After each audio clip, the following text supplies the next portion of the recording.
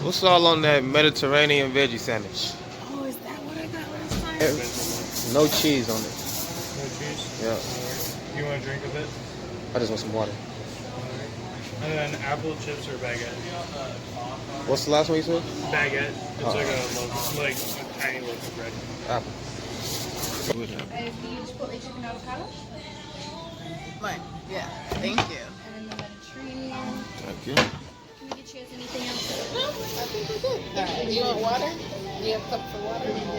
Yeah, I can go grab that, right? Yeah. Oh. So this is me out to eat again, and this is what I got was the Mediterranean joint. So I'm gonna leave the cheese off of there. Simple as that. She's eating that chicken shit. You got cheese on that too. Huh? Probably. I hope so. You know, as hard as I tried to be an influence on it, I just couldn't do it. Just couldn't do it. But what's important is we get along. So like I was saying earlier, we're putting together the book on how to get along with your baby mama and your baby daddy, even when you aren't together. About practicing, not necessarily romantic, but practical love. Because if you study the history of our people, she can make the face all she wants. But where they got us was destroying the family. And if you can't have unity in the house, how the hell you gonna have unity as a people?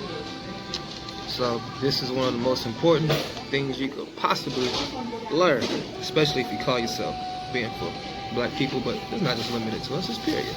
Ladies, I'm going to check up on you soon. I saw you on a phone call. Is everything okay for you today? Ain't that right? Okay, just want to check up on you. Catch you good, folks. After the meeting. This book. What we call the book? We don't know yet. Till next time. Alright. Pretty cool meeting. Decent. So turns out the meeting was with a best-selling author. So she's gonna be like our mentor during this whole process. And it's gonna be very, very, very, very, very, very, very interesting. Can I go forward, or is that in my way? There's one way to find out. Mommy, Brie got the phone. Huh? Brie got it. Say hi, The girls. phone. Girls. Say hi. Hi. Raya. Hey, hey. Hi. So, I forgot to put on deodorant. you heard that? It's on record.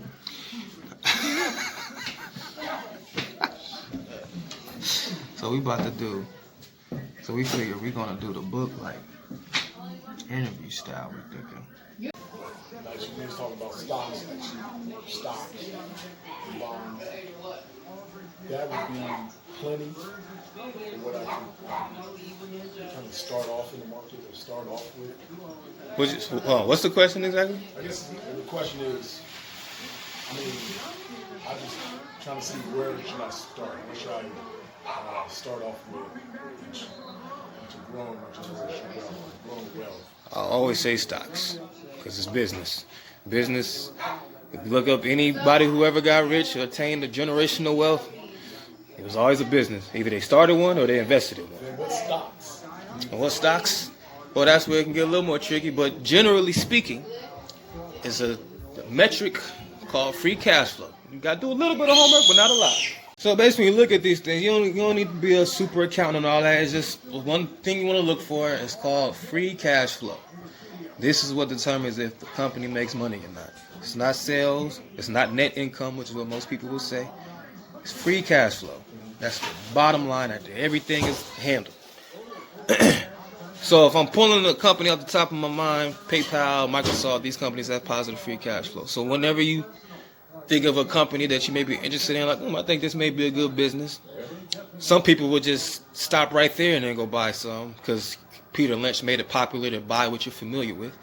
I'm trying to now make it popular to, after you figure out what you're familiar with, double check it and look to see if they make positive free cash flow. Because as long as they're making money, at that point it's just a matter of the public opinion catching up to the money that they making. You feel what I'm saying? So, like, whatever ideas you like, you probably got some business ideas to invest in now, right? Like stocks you was thinking, like who? But, well, with me, I was thinking about getting Berkshire. See? Positive free cash flow. He got positive free cash flow. You know. And really, I always say stocks, period, because it's the easiest stuff ever. The thing about stocks is it's rigged. And that's good. Because if it's rigged, it's predictable. For example, right now, it's November of 2019. We're in the third year of a president's term, which happens to be Donald Trump right now. Right? And we've had 2 years of choppiness in the market. The market ain't really been going up or down. It's kind of been all over the place. We started, where we're at now is where we was at January of 2018. We're going into his last year. Now, if you study history, you will understand that the stock market outperforms in the last year of a president's term because they want the economy to be going good so they can get reelected. So they'll do whatever they have to do to make sure the economy is going good, at least for the next 12 months, so they can get reelected first. So like right now, it'll be perfect. And it's the fourth quarter. So from October to March is always a good 6-month stretch, typically speaking. Credit conditions has been good this whole time. So you can almost throw darts in the stock market at this point. And we just started making new highs just now because the stock market is at all-time highs right now as of November 22nd, today. Highest price it's ever been. So you can almost throw darts. And the stocks that outperform even more is the ones that's actually making money. I always say stocks, I mean, all the gold and all that stuff be cool, but that's pure spec. I take an iPhone over a bar gold because you can use the iPhone. You know what I'm saying? It's crazy. They about the same price too. And remember, gold is the most popular commodity on planet Earth. It's in the Bible and everything. So if another commodity is worth more than gold, that's palladium. And this is something ain't nobody heard of. Yeah, how was palladium? How did that come into existence? I don't know. I told you, it has an actual use. Yeah, what do you see? Because the auto companies use it when they make because you know cars be emitting toxic gases out. Palladium helps.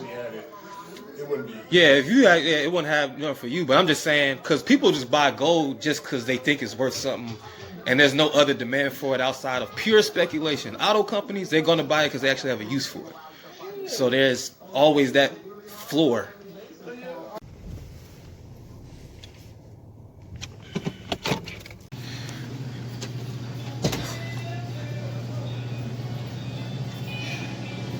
Shit, you getting something for real?